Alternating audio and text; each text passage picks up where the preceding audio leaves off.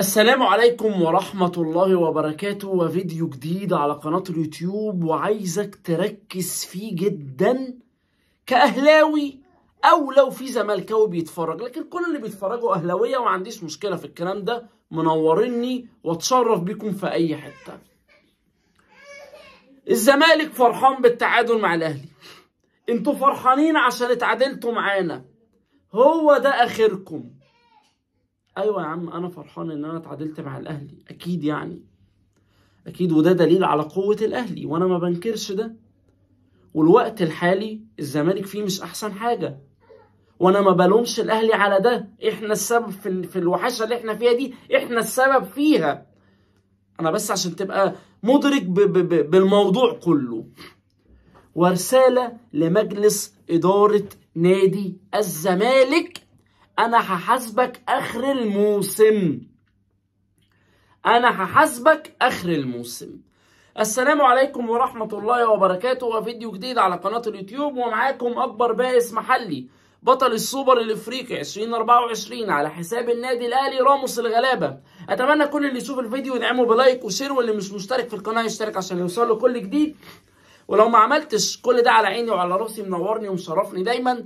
لكن اهم حاجه ما ننساش اخواتنا في فلسطين وسوريا ولبنان والسودان من الدعاء، ربنا ينصرهم ويأيدهم بنصره ويرحم شهدائهم ويشفي مرضاهم ويسدد رميهم، اللهم امين. والدعاء لوالدي بالرحمه والمغفره، ربنا يرحمه ويغفر له ويجعله من اهل الجنه ويبدل سيئاته حسنات ويجعلني ذريه صالحه له يا رب، ويتقبل مني ومنكم صالح الاعمال. ويلا نبدا حلقتنا. اتمنى تتفرجوا على الفيديو ده للاخر، واتمنى كلامي، انا هحاول ان انا اوضح كل كلمه واوضح كل معنى. يا سيدي، انا فرحان اني اتعادلت معاك، انا كزمالك فرحان اني اتعادلت مع الاهلي. لكن اسمع، الزملكاويه نوعين او انواع، نوع داعم على طول وضد ان هو يتكلم عن السلبيات، ده مش انا. ونوع بيتكلم عن السلبيات بس، ده مش انا. ونوع بيتكلم على السلبيات بس لما تحصل حاجة إيجابية بيشيد بيها، ده أنا. فتعادل الزمالك امبارح حاجة إيجابية طبعا، لما الأهلي يبقى عامل صفقات تقيلة وصفقات جامدة وجاهز، وفرق ما بينه وما بين المتصدر نقطة،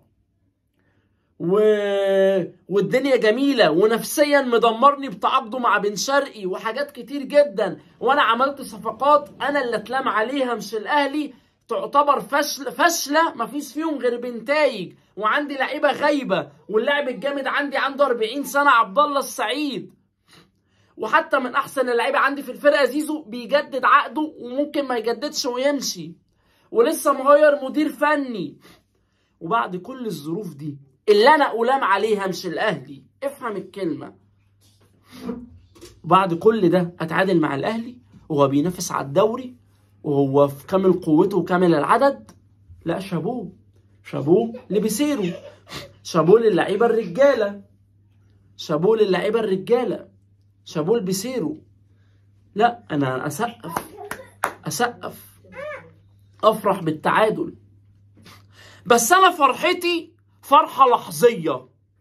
يعني ايه يا عم راموس؟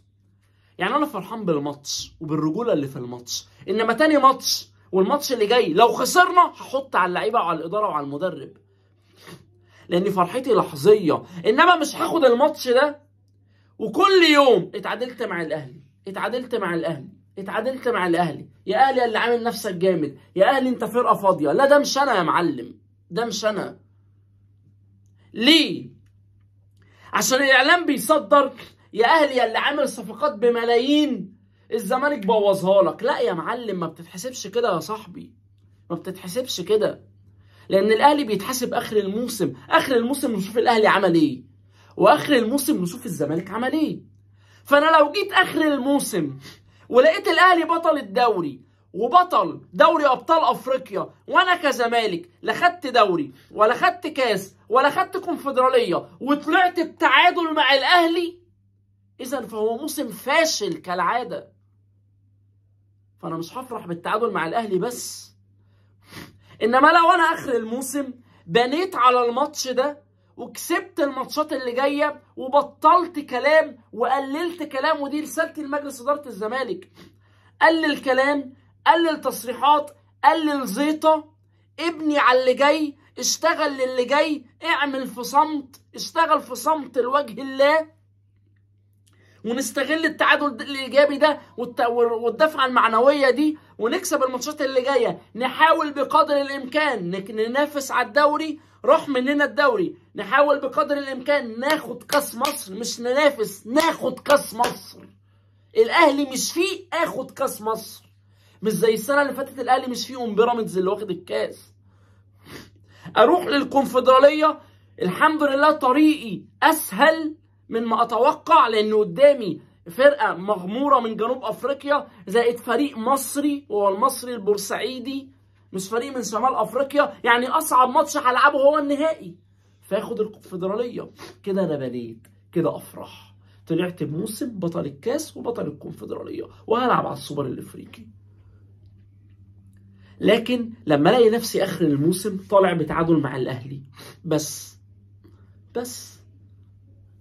طب يا فرحتي، انا عايز بطولة مش عايز ماتش. فانا فرحتي تفرق عن غيري هيطلع يزيد ويقول لك ده الاهلي فاضي، ده الاهلي ضايع، ده الاهلي صرف ملايين على الفاضي. لا يا معلم، اخر الموسم نتحاسب. لكن فرحتي بالماتش افرح بالماتش، فرحتي بالفرقة افرح بالفرقة، فرحتي ببيسيرو افرح ببيسيرو وسقف. نكمل بقى على كده، نقفل الصفحة دي الأهلي بياخد بطولة وبيقفل الصفحة وبيكمل، فاحنا هنفضل زايطين بماتش؟ مش منطقي، مش منطقي. لما قلت لك كولر جبان، في أهلاوية كتير جدا اتفقت معايا، وفي أهلاوية كتير جدا عرضوني. الناس اللي بتقول إن أنا بتوقع إن الأهلي يتعادل أو يخسر عشان لما يكسب أبقى ترند، مفيش الكلام ده. أنا والله عارف إن كولر جبان. هتقولي طب ما بيسيرو كان بيلعب ب5 دفاع، طريقة اللعب عاملة ازاي؟ على فكرة كولر كان منزل 4 مهاجمين، بس طريقة اللعب عاملة ازاي؟ أنا عندي كنت بلعب 5 دفاع، 3 ثابتين وبطير الباكات. الدليل على كده إن عمر جابر وبنتايج من نجوم المباراة. لكن الأهلي، هل في طرف في الأهلي بان؟ لا.